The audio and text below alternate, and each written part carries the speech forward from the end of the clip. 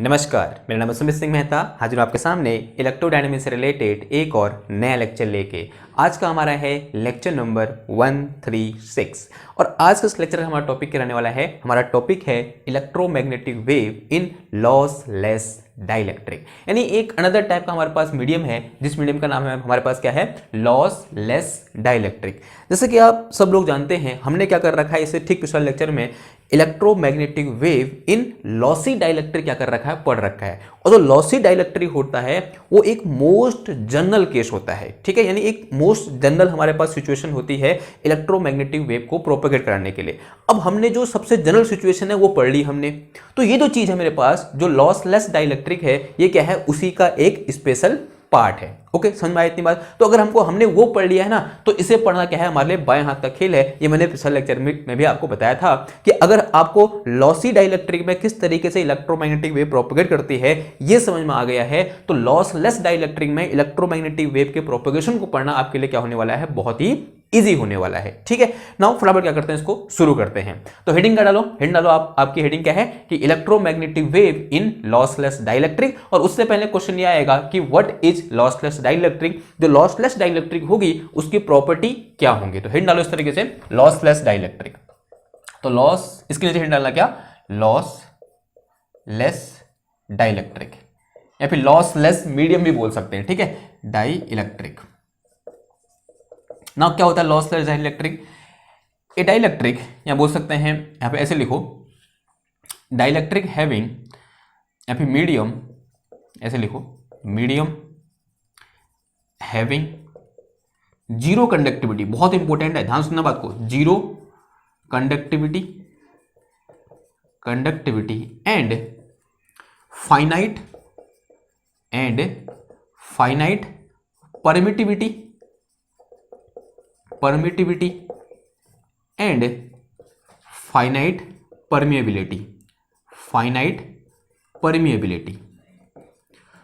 Permeability तो इस type के मीडियम को हम क्या बोल देते हैं, लॉसलेस डाइलेक्ट्रिक बोल देते हैं। यानी इसका मतलब दैट इज, इसको हम ऐसे भी लिख सकते हैं, अगर मैं किसकी बात करूं, लॉसलेस मीडियम, या बोलते हैं लॉसलेस डाइलेक्ट्रिक, कुछ भी बोल सकते हो आप। अगर मैं ये बोलूं तो इसको जो स्पेसिफिकेशन होंगे या फिर जो प्रॉपर्टी होगी, सिग्मा यानी क्या है, कंडक्टिविटी कितनी होगी, ये जीरो होगी। दूसरा जो हमारे पास परमिएबिलिटी होगा म्यू, वो क्या होगा, फाइनाइट होगा। इसका मतलब म्यू इक्वल टू क्या होगा मेरे पास, mu naught into mu r होगा। यहां म्यू नॉट क्या है, this is permeability of free space, और जो म्यू आर है वो क्या होता है हमारे पास, relative permeability of medium. And जो एप्सिलॉन होगा यानी परमिटिविटी होगा, तो that will be equal to epsilon naught into epsilon r. तो इस तरीके से हम अगर मैथमेटिकल फॉर्म में इस पूरी डेफिनेशन को ऐसे क्या कर सकते हैं, लिख सकते हैं। और यहां पर एक बार लिख के चलो, जो म्यू आर है मेरे पास वो क्या है, दिस इज रिलेटिव परमिएबिलिटी। इसे हम क्या बोलते हैं, रिलेटिव परमिएबिलिटी आई बात समझ में। और इसको डिफाइन कैसे करेंगे हम, तो यहाँ से जो म्यू आर इक्वल टू हो जाएगा वो कितना हो जाएगा हमारे पास, this is mu divided by mu naught हो जाएगा। ठीक है, हमने पढ़ा हुआ है, आप यहाँ से भी देख सकते हो। और दूसरी चीज क्या है हमारे पास है क्या, epsilon R. Epsilon R equal to क्या होता है हमारे पास, रिलेटिव परमिटिविटी। तो ये क्या हो जाएगा हमारे पास, रिलेटिव परमिटिविटी। ये सब हमने पहले पढ़ा हुआ है, थोड़ा बहुत क्या हो रहा है आपका रिवीजन हो रहा है। तो रिलेटिव परमिटिविटी यहां से डिफाइन करोगे, क्या हो जाएगा, epsilon R is equal to कितना आ जाएगा, एप्सिलॉन डिवाइड में आ जाएगा मेरे पास कितना, एप्सिलॉन नॉट। ठीक है, तो this is relative permeability and this is relative permittivity. Okay, तो हमने समझ लिया कि लॉसलेस डाइलेक्ट्रिक या फिर लॉसलेस मीडियम क्या होता है। एक बार थोड़ा रिकैप कर दूं, तो लॉसलेस मीडियम जब भी बात आएगी या फिर ये इस टाइप की वर्डिंग आप जब भी सुनोगे, लॉसलेस, तो जब भी ये वर्डिंग आप सुनोगे तो आपके दिमाग में क्या घुसना चाहिए कि कंडक्टिविटी इज जीरो, यानी sigma is zero, and permeability and permittivity is finite. Okay, समझ में आई बात। अगर इतनी बात समझ में आई, अब जो हमारा नेक्स्ट स्टेप रहता है किसी भी मीडियम में इलेक्ट्रोमैग्नेटिक वेव के प्रोपेगेशन को पढ़ने के लिए, वो क्या रहता है कि भैया इस मीडियम के लिए जो मैक्सवेल इक्वेशन होंगी वो क्या होंगी। तो लिख के चलो आप क्या, मैक्सवेल इक्वेशन। तो नेक्स्ट हेडिंग हो जाएगी हमारे पास क्या हो जाएगी, that is Maxwell equation. Equations क्या होंगी मैक्सवेल इक्वेशन। देखो पहली इक्वेशन क्या होती है, पहली इक्वेशन होती है हमारे पास क्या, the first equation will be that is divergence of E equal to कितना हो जाएगा हमारा, जीरो हो जाएगा। अब देखो एक चीज यहां पर बहुत इंपॉर्टेंट है, वो ये है कि हम ऐसा अज्यूम करके चलेंगे कि हमारा जो मीडियम है ना वो कैसा है, चार्ज फ्री है। अगर हम चार्ज फ्री मीडियम लेके नहीं चलेंगे तो जो सिचुएशन है वो थोड़ा सा क्या हो जाएगी, कॉम्प्लिकेटेड हो जाएगी, होगी नहीं होगी, ठीक है। सिचुएशन क्या होगी, थोड़ा सा कॉम्प्लिकेटेड हो जाएगी, हम बोलते हैं कैलकुलेशन करने हमें तो क्या होगी, थोड़ा बहुत दिक्कत होगी। हमें पहले ही बोल चुके हैं कि ये क्या है, जो पिछला मीडियम है उसी का क्या है, एक स्पेशल केस है। तो पिछले वाले मीडियम में हमने ये अज्यूम किया था, यहाँ पे जो लॉसी डाइलेक्ट्रिक था, यहाँ पे लॉसी मीडियम था, उसको हमने पहले ही अज्यूम कर रखा है कि जो हमारा मीडियम है वो कैसा है, चार्ज फ्री है। आई बात समझ में? तो ऐसा divergence of E equal to कितना आ जाएगा, 0 आ जाएगा। That is our first Maxwell equation.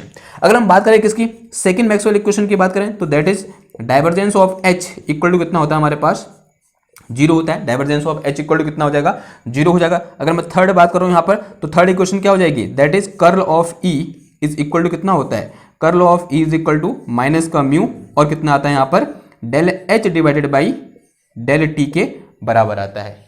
ये बात समझ में आई। अगर मैं फोर्थ इक्वेशन की बात करूं तो वो क्या हो जाएगा मेरे पास यहां पर, curl of H equal to कितना हो जाएगा, curl of H equal to कितना होता है यहां पर, sigma J sigma E into sigma E and into sigma E और प्लस कितना आता है एप्सिलॉन, और यहाँ कितना आता है हमारे पास partial E divided by partial t आता है। And for lossy dielectric sorry for lossless dielectric we have sigma equal to 0, तो ये टर्म कितना 0 हो जाएगा। तो सिर्फ कौन सा टर्म बचेगा भाई, लास्ट वाला टर्म बचेगा, तो बाकी मिटा दूं मैं, तो मैं सिर्फ कितना बचेगा मेरे पास, ये बचेगा मेरे पास कितना एप्सिलॉन और इंटू कितना आ जाएगा ये partial E divided by partial T बच जाएगा, ठीक है। तो these are fourth Maxwell equation for our today's medium, या बोल सकते हैं फॉर लॉसलेस मीडियम। ओके ना, अब हमारे पास जब मैक्सवेल इक्वेशन है, अब जो नेक्स्ट एम रहता है हमारा क्या रहता है, हमारा एम रहता है कि इस पर्टिकुलर मीडियम में जो wave equation of electric field and wave equation of magnetic field होंगी वो क्या होंगी। नाउ जो नेक्स्ट एम रहेगा हमारा क्या रहेगा, that is for wave equation, calculation for wave equation. कैसे निकालोगे वेव इक्वेशन बताओ। नाउ वेव इक्वेशन, अब जैसे कि हमने ये बोला, मैं बार बार बोल रहा हूं कि this case is a nothing but A special case of our previous case. तो अगर मैं यहां पर किसकी बात करूंगा, वेव इक्वेशन की बात करूंगा, तो वही इक्वेशन निकल के आएंगी जो पिछले वाले चैप्टर में निकल के आए थे, जो पिछले वाली कंडीशन में निकल के आई थी। बस सिंपल सा एक चेंज क्या आ जाएगा वहां पर, जो म्यू होगा सॉरी जो सिग्मा होगा कितना हो जाएगा, 0 हो जाएगा। तो अगर मैं किसकी बात करूं, वेव इक्वेशन की बात करूं, wave equation for E and H in lossless medium या फिर लॉसलेस डाइलेक्ट्रिक, ठीक है। तो अगर मैं किसके बात करूं, पहले सबसे पहले बात करूंगा किसके लिए, फॉर इलेक्ट्रिक फील्ड या फॉर ई।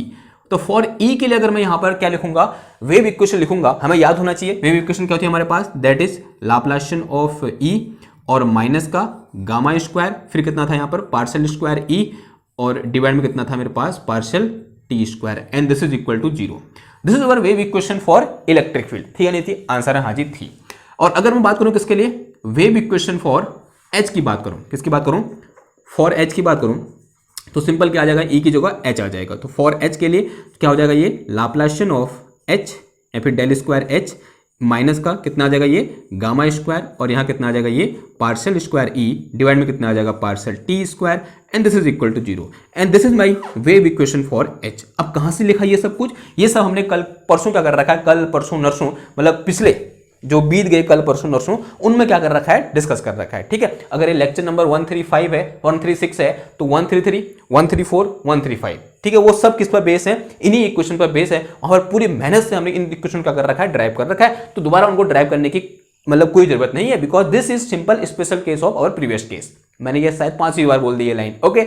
अब देखो फिर, अब क्वेश्चन ये आता है कि भैया अगर यहां पर सिग्मा इक्वल टू 0 है तो क्या गामा में कोई चेंज आएगा। गामा क्या था पहले ये बताओ, गामा क्या था, gamma is very very important, अब gamma square is very very important. मैंने वहां पर कहा था कि भैया इसको क्या कर लो, या तो याद कर लो या फिर सीख लो या कैसे निकलता है, ठीक है। कैसे निकलता है हमने पिछले लेक्चर में डिस्कस कर लिया है। जो आज हमारा काम आएगा वो कौन सा वाला काम आएगा, जो हमने याद किया हुआ है, जो हमारी मेमोरी है उसको क्या करेंगे आज हम यूज में लेंगे। तो गामा को हमने क्या बोला था, here gamma is a propagation constant. Gamma क्या था हमारे पास, प्रोपेगेशन कांस्टेंट था।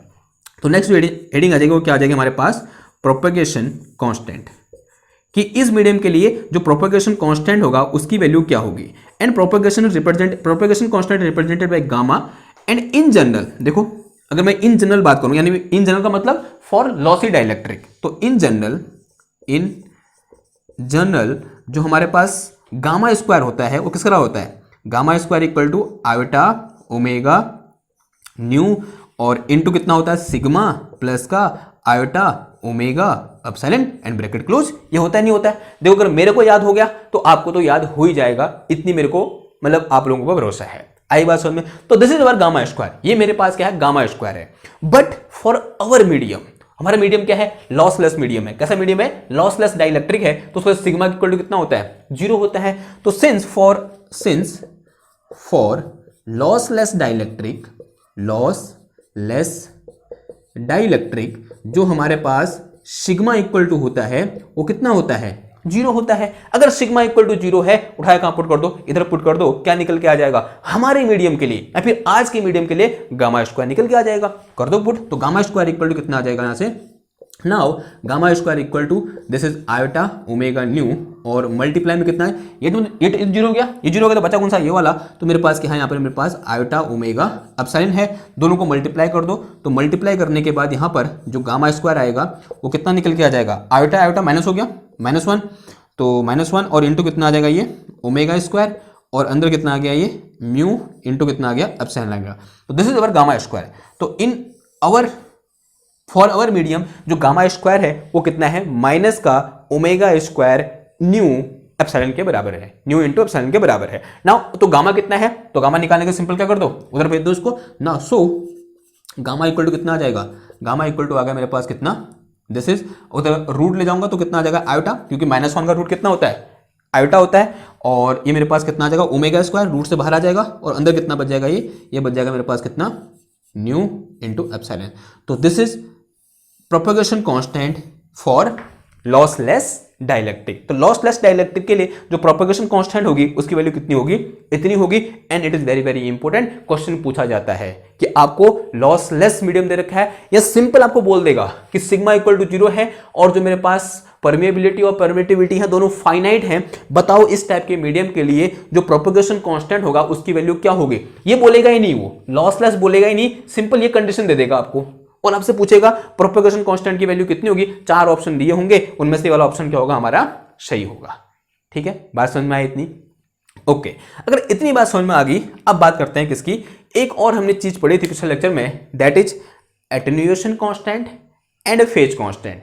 फेज कांस्टेंट का एक और नाम था, वो क्या था हमारे पास वेव नंबर था। तो नेक्स्ट हिंट डालो क्या, attenuation constant. Attenuation constant is represented by alpha and phase constant is represented by beta. Okay, ये मिटा दो मैं, एक काम करो फटाफट से स्क्रीनशॉट ले लो फिर आगे बढ़ते हैं।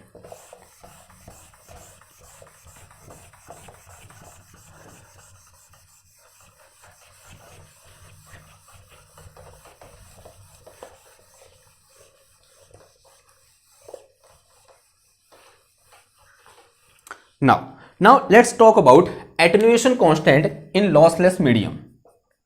Attenuation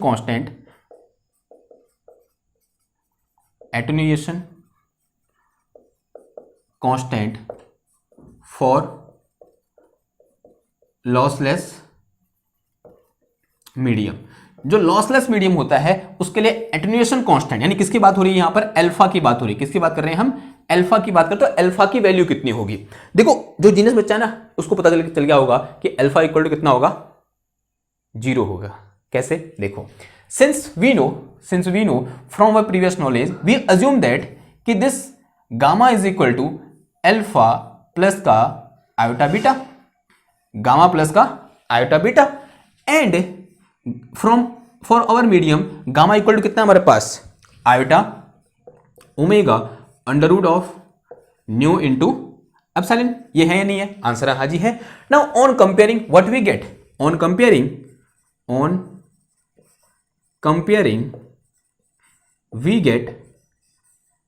gate alpha is equal to कितना, बताओ क्या यहां पर रियल पार्ट है, नहीं है, सिर्फ कौन सा पार्ट है, इमेजिनरी पार्ट है। और तो रियल पार्ट कितना हुआ, इसका मतलब 0 हुआ। तो अल्फा इक्वल टू कितना आ गया मेरे पास 0 आ गया। And it is again very very important कि for lossless dielectric attenuation constant is 0।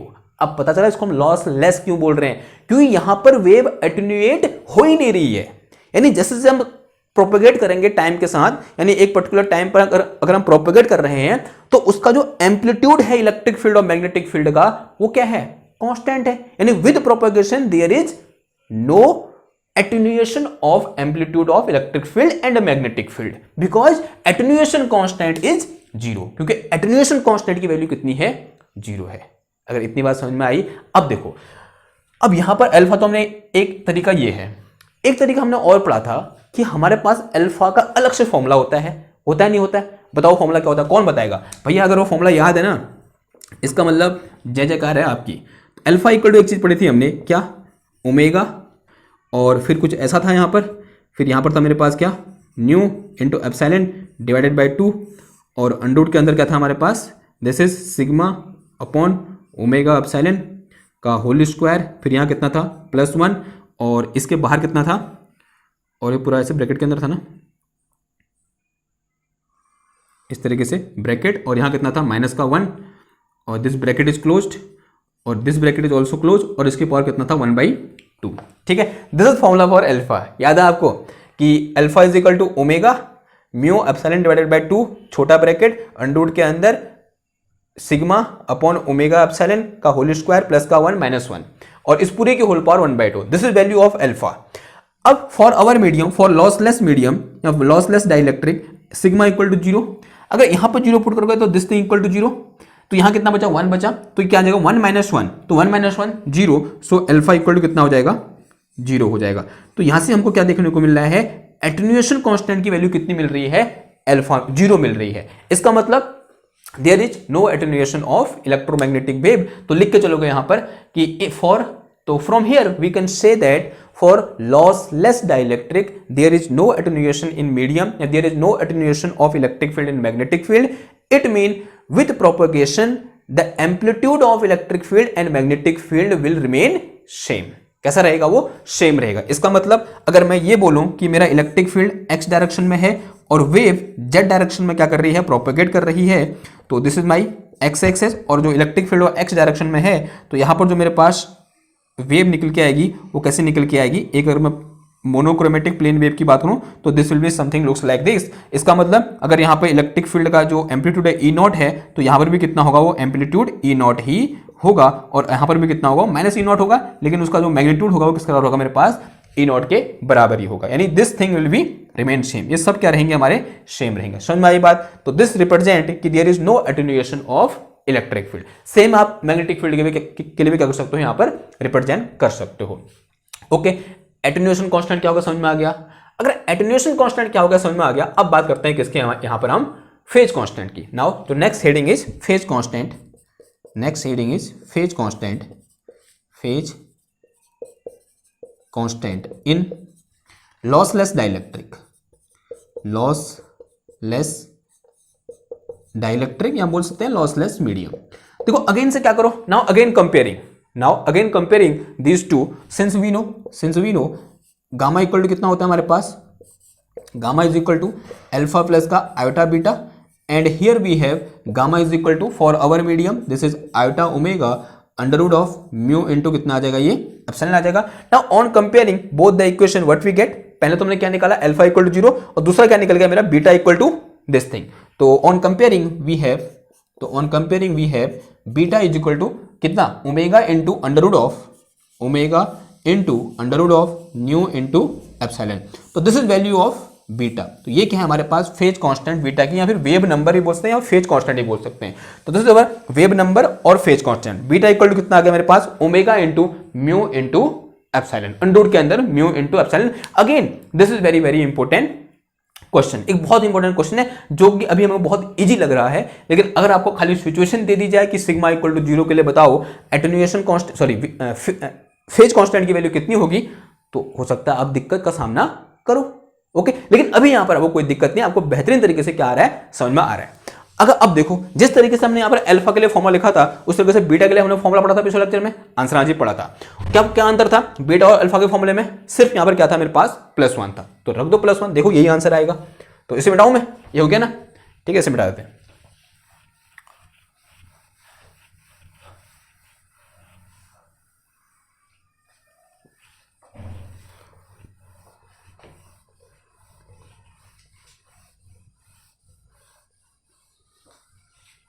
Okay, अब देखो फिर नाउ इसको और लिखो, और क्या लिख सकते हैं हम इसको, और करके, और बीटा इक्वल टू क्या होता है हमारे पास, ओमेगा, फिर यहाँ पर कितना आता है न्यू एप्सिलॉन डिवाइडेड बाय 2 छोटा ब्रैकेट और अंडर के अंदर कितना होता है this is sigma upon omega epsilon का होल स्क्वायर, फिर यहाँ पर कितना होता है +1, फिर यहाँ कितना आता है प्लस का 1, ठीक है प्लस का 1 and this bracket is closed और इस पूरे की होल पावर कितना होता है 1/2 होता है, होता नहीं होता है, आंसर आंसर होता है। And since we have sigma equal to कितना है मेरे पास 0 है तो मैं 0 पुट करूँ, यहाँ कितना बचेगा 1 + 1 बच जाएगा, तो यहाँ से मेरे पास बीटा इक्वल टू कितना आ गया omega into this is mu epsilon divide में कितना आया 2 आया और ब्रैकेट के अंदर 1 + 1 कितना हो जाएगा 2 हो जाएगा और इसकी होल की पावर कितना आ जाएगा ये 1/2 आ जाएगा। ओके इस 2 से ये 2 क्या हो जाएगा मेरा कैंसिल, तो यहाँ से मेरे पास on further solving what we get beta equal to omega, power root है तो इसको मैं ये लिख सकता, सॉरी पावर 1/2 है तो इसको लिख सकता हूँ मैं under of mu into epsilon लिख सकता हूँ, दिस इज अवर बीटा। तो दोनों फॉर्मूले से क्या आ रहा है यानी दोनों तरीके से हमारा जो आंसर आ रहा है वो क्या आ रहा है सेम आ रहा है। आप या तो इसको याद कर लो या फिर आप यहाँ पर कंपेयर करा क्या कर सकते हो बीटा की वैल्यू फाइंड कर सकते हो और ये बता रहा है कि बीटा इक्वल टू यहाँ बोलते हैं फेज कांस्टेंट या फिर वेव नंबर की वैल्यू कितनी है मेरे पास omega into under root of mu into epsilon है। ओके ना अब बात करते हैं अगर मेरे पास फेज कांस्टेंट निकल गया तो फेज कांस्टेंट से रिलेटेड एक और क्वांटिटी होती है दैट इज फेज वेलोसिटी। क्या होती है फेज वेलोसिटी। फेज वेलोसिटी का मतलब क्या हुआ कि जो वेव है वो इस मीडियम में किस वेलोसिटी से क्या करेगी मूव करेगी। ओके और हमने फॉर्मूला पढ़ा था कि phase velocity u equal to कितना होता है हमारे पास omega divided by phase constant या फिर बीटा के बराबर होता है। Since from our previous lecture we know that कि u इक्वल टू या phase velocity is equal to omega divided by beta यानी omega divided by phase constant. Phase constant की वैल्यू कितनी है वो दी हुई है, उठा के यहाँ कर दो, क्या कर दो पुट कर दो, तो यहाँ से मेरे पास u इक्वल टू कितना आ जाएगा omega divided by omega under root of कितना आ गया ये म्यू इंटू एप्सिलॉन आ गया और ओमेगा से ओमेगा क्या हो जाएगा मेरा उड़ जाएगा। तो on further solving what we get कि this phase velocity is equal to 1/अंडर root of mu into epsilon. तो this is our phase velocity. तो ये क्या है हमारी फेज वेलोसिटी है। देखो एक चीज हमको पता होती है सिंस वी नो कि जो न्यू इक्वल टू होता है वो किसका होता है मेरे पास mu equal to epsilon naught sorry mu naught into mu r and epsilon equal to कितना होता है epsilon naught into epsilon r. ठीक है जहां पर न्यू आर क्या है रिलेटिव परमेबिलिटी और एप्सिलॉन आर क्या है हमारे पास रिलेटिव परमिटिविटी। इन दोनों को उठाकर कहां पुट कर दो इधर पुट कर दो। यू इक्वल टू कितना आ जाएगा यू इक्वल टू आ जाएगा 1/2 under root of this is mu naught epsilon naught और फिर कितना आ गया ये mu R epsilon R. Okay ऐसा कुछ आ जाएगा ठीक है आएगा नहीं आएगा सिंपल सा वैल्यू पुट कर दी मैंने एंड इन दोनों को अलग अलग लिख दो तो this will be equal to यहाँ पे this will give us u equal to 1/अंडर root of this is mu naught into epsilon naught फिर इंटू कितना आ गया ये under root of this is epsilon r into mu r and this thing is equal to बताओ किसका बराबर है this thing is equal to c speed of light. तो यहां मेरे पास u इक्वल टू कितना आ गया दिस इज c यानी speed of light this is equal to c किसके बराबर है c के बराबर है और इंटू कितना आ गया ये 1/अंडर root of mu r into mu r. ठीक है बात समझ में आई यानी फॉर लॉसलेस डाइलेक्ट्रिक में जो वेलोसिटी ऑफ इलेक्ट्रोमैग्नेटिक वेव होती है फेज वेलोसिटी होती है वो वैक्यूम में c कहां होती है speed of light in vacuum या फिर speed of electromagnetic wave in vacuum उसके कितने टाइम हो जाती है 1/अंडर root of mu r into epsilon r के मतलब इतने टाइम हो जाती है। देखो ऐसे लिखो इसको क्या बोलना चाह रहा हूं मैं यहां लिखूं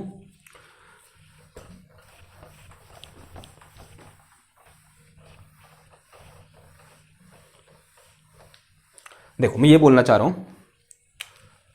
फेज वेलोसिटी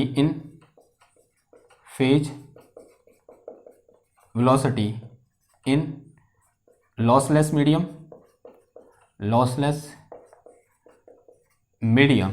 इज 1/अंडर root of mu r epsilon r times of phase velocity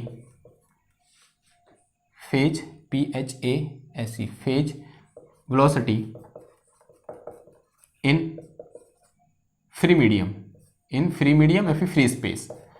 okay अब समझ में आई बात ठीक है तो इसे लिख देना बहुत है। ओके आई होप इससे सब क्या आ गया आपके समझ में आ गया होगा। और यहाँ पर जो c इक्वल टू है वो किसके बराबर है हियर जो c है मेरे पास वो कितना है 1/म्यू नॉट इंटू एप्सिलॉन नॉट के बराबर है। ठीक कोई दिक्कत यहाँ तक आई होप कोई दिक्कत नहीं होनी चाहिए। अब हमने फेज वेलोसिटी निकाल दी, अब क्या निकाल दो यहां पर, वेवलेंथ निकाल दो। वेवलेंथ और वेव क्या हो जाएगी बताओ, वेव लेंथ। तो wavelength lambda equal to कितना होता है, 2 पाई डिवाइडेड बाई बीटा होता है। तो this is equal to 2 pi divided beta, beta की वैल्यू कितनी है, omega under of mu into epsilon. तो दिस इज अवर लैम्डा। ये तो बहुत आसान था, ये क्या हो जाएगा हमारे पास, लैम्डा की वैल्यू हो जाएगी। क्वेश्चन आ सकता है तो ये फॉर्मूला क्या कर देना, आपको अप्लाई कर देना है, या सीधा फॉर्मूला भी आपसे पूछा जा सकता है। ओके नाउ अब बढ़ते हैं आगे और एक बहुत इंपॉर्टेंट चीज की बात करते हैं, that important thing is wave impedance. बताओ भैया वेव इंपीडेंस की वैल्यू क्या होगी यहां पर,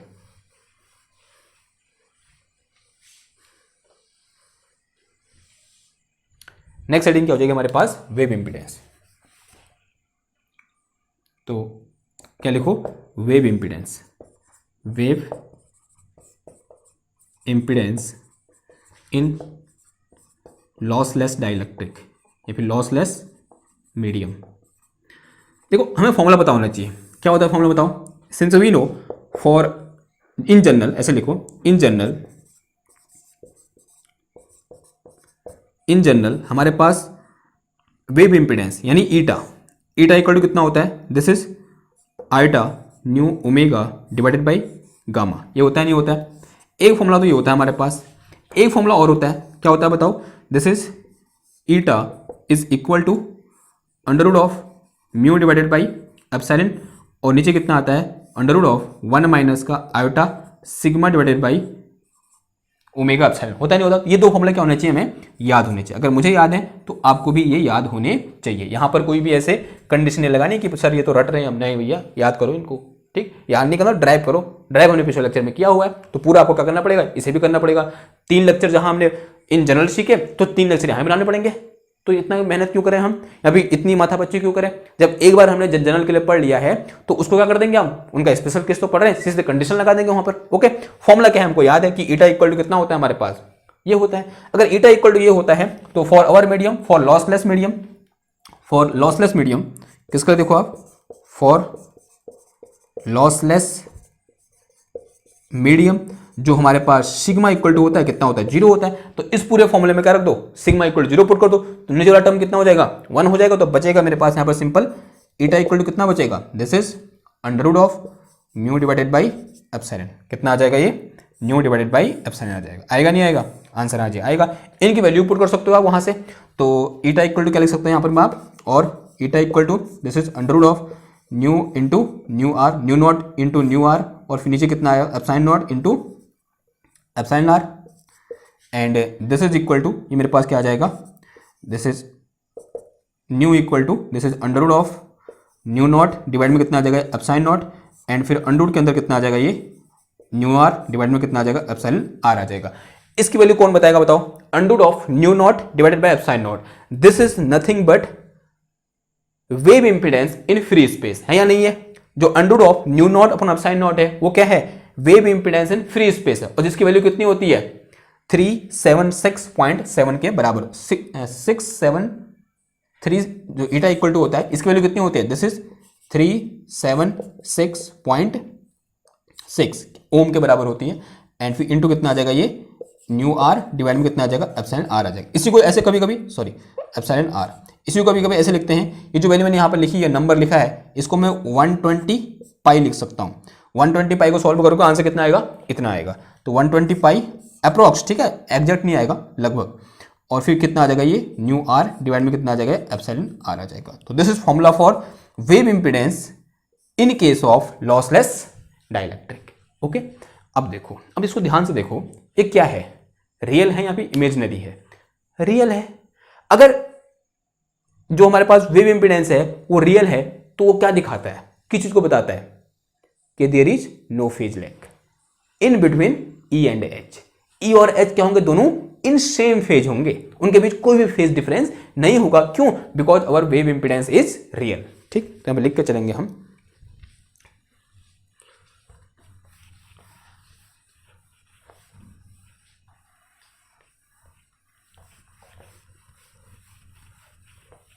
नोट करते थे ना आपने,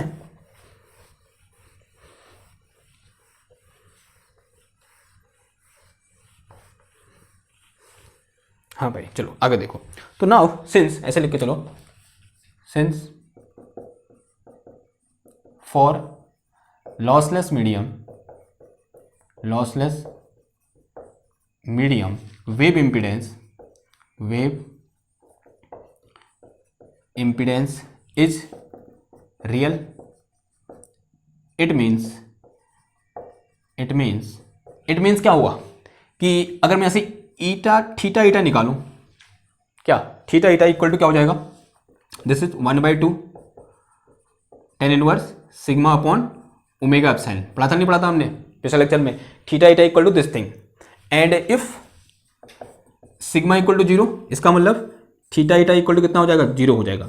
आप यहां से बोल सकते हो okay, if theta eta equal to 0 यानी जो फेज डिफरेंस होता है वही 0 है, it mean electric field and magnetic field both are in same phase. यहां से बोल सकते हो और यहां से बोल सकते हो, ठीक है। ऑब्वियसली बात है, अगर मेरे पास वेव इंपीडेंस रियल है तो उसके लिए क्या होगा, जो थीटा ईटा होगा वो कितना होगा, 0 होगा। If theta eta equal to 0 it mean there is no phase difference. Theta eta किसको दिखाता है, फेज डिफरेंस को दिखाता है ना, पिछले लेक्चर में डिस्कस किया था हमने, किया था हाँ जी। तो it mean theta eta equal to कितना हो जाएगा, 0 हो जाएगा।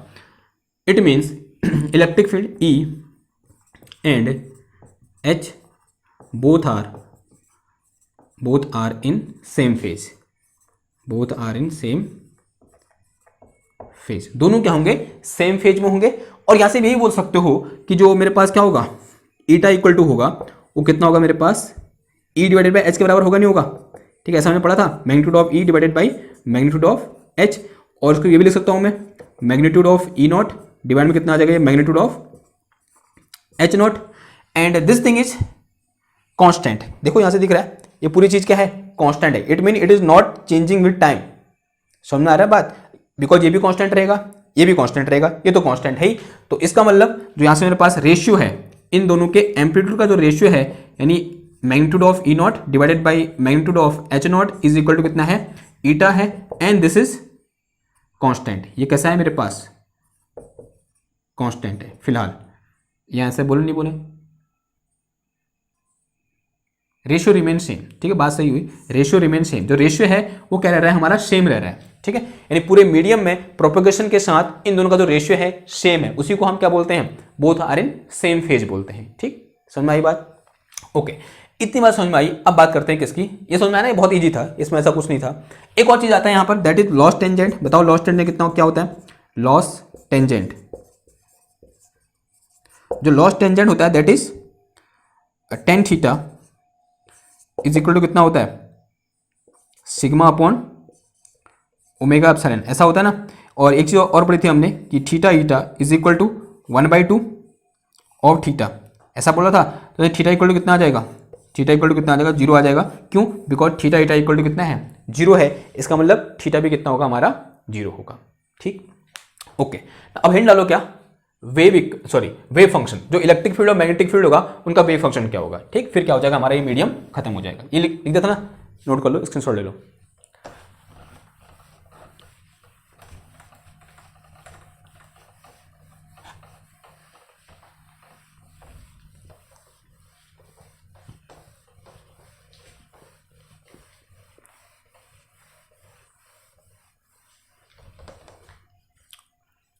अगला लिखो, phase constant, sorry wave equation या wave function for E and H। E और H के लिए क्या निकालो, वेव फंक्शन निकालो। तो सिंस इन जनरल क्या होता है बताओ, in general if wave is propagating in z direction,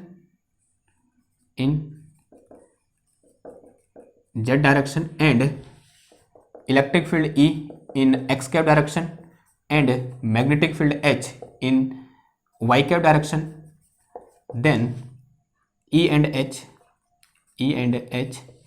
written as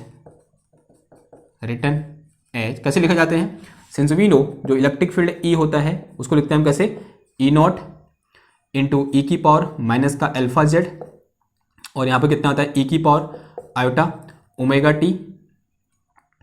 T minus का कितना आता है बीटा जेड आता है, नहीं आता है। And direction will B x cap, ठीक है। और जेड किसको दिखा रहे हैं, क्योंकि किस डायरेक्शन में फ्लो कर रही है, जेड डायरेक्शन में फ्लो कर रही है।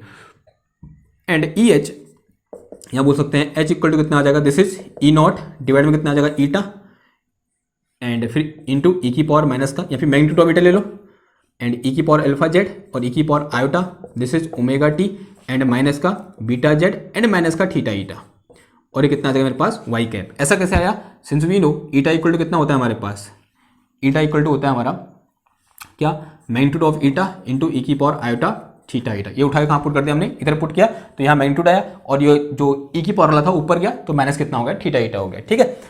Now for our case since we know we have alpha equal to कितना है, जीरो है, और थीटा ईटा भी कितना है, जीरो है या नहीं है। तो अगर दोनों जीरो हैं तो उठा कहाँ पुट कर दो, इधर पुट कर दो, तो यहाँ से मेरे पास electric field E equal to कितना आ जाएगा, ई नॉट, ये टर्म 1 हो गया, और ये मेरे पास कितना बचा, ई की power iota, this is omega t, minus का कितना आ गया ये बीटा जेड, और डायरेक्शन क्या हो जाएगी इसकी एक्स कैप। ये तो कैसा फंक्शन हुआ, कैसा वेव फंक्शन हुआ, this is complex wave function.